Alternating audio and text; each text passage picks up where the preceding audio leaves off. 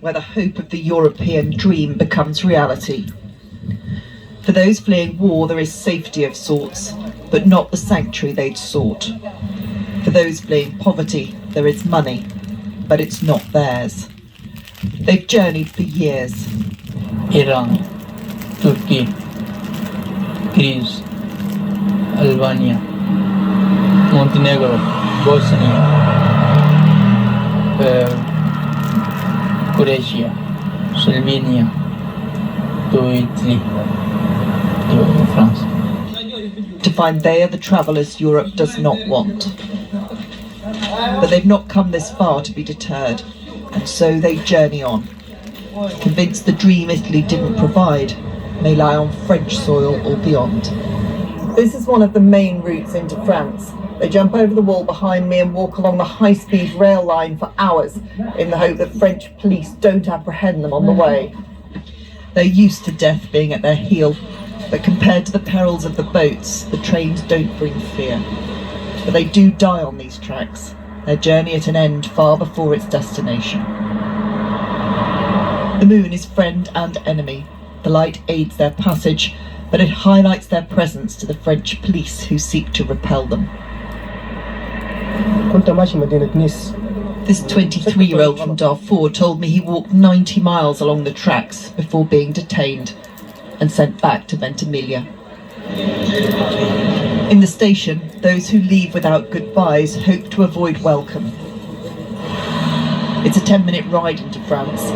Italy, overwhelmed by scale, doesn't barricade its own frontier, but the French do, or try to. They know some of those seeking to cross Europe use these trains as their transport. Merging with those who do have the freedom to travel, the hope that they won't be detected. For some it works. For many it does not. And a steady flow find their journeys at an end on the platform. They've reached France.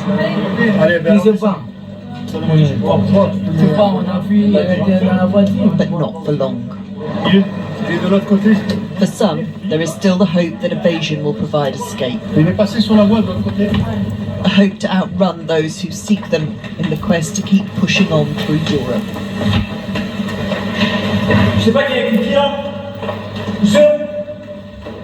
But this time he couldn't outrun them and is detained.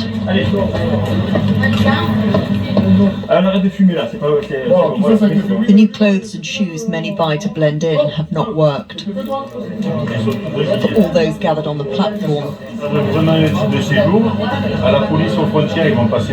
the time in France will be in a cell. Every day the French police are detaining dozens of people on trains coming from Italy. Often they've tried multiple times to get across the border. Even now, as they take these people away, they know it's very likely they'll see them again in the days and weeks ahead. After the paperwork is done, they're released, a sorry trudge from France back to Italy. Just a few hours after we saw them being detained, this couple from Guinea-Bissau told us why they keep trying to leave Italy. England is the country of my dreams, he says. I'll keep going, one step at a time. His partner insists they will try again. We are orphans of land. We have nowhere else, she says. The border is a meeting point of those who have lived through some of the most brutal crises of the century. Mahmoud fled Afghanistan for the West when the West pulled out. He's tried to reach France 3 times and will again. Problem, America. America problem. America's problem? Yeah, Taliban. Many have the right to seek asylum, but they're without safe routes or legal options to request which country they wish to reach. I am finished, Iran. Fadim used smugglers to flee Iran. He's tried 4 times to reach France. I am going to England, United Kingdom. Okay, just Italian and France, very, very bad. Very, very bad. With translation, he tells me he feared execution back home for taking part in anti-government protests. I participated in the uprising of Masa Amini 1 year ago. Like all the people, I was with the people and dissatisfied with this republic that does not respect women's rights at all. There is another route from Italy, across the mountains, known as the Pass of Death. Along a remote path, we found the traces of those who'd taken it, having failed on the trains and tracks. Heading towards the mountain, we met Hilal. Fleeing Afghanistan, he was undeterred by the dangers ahead. The journey you are taking is very dangerous. Afghanistan, Taliban, problem. I go France, my family in France. When we spoke with Hilal the next day, he'd reached Paris. Many others, however, have not succeeded. Lucky left Nigeria 8 years ago.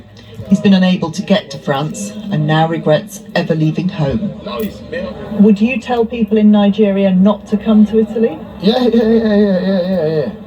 It is better for you to find a nice, maybe a business and enterprises for living, because we have seen the system here.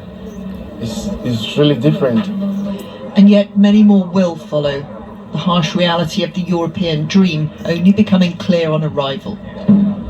For those already here, it is a never-ending quest for place and peace. Emma Murphy, ITV.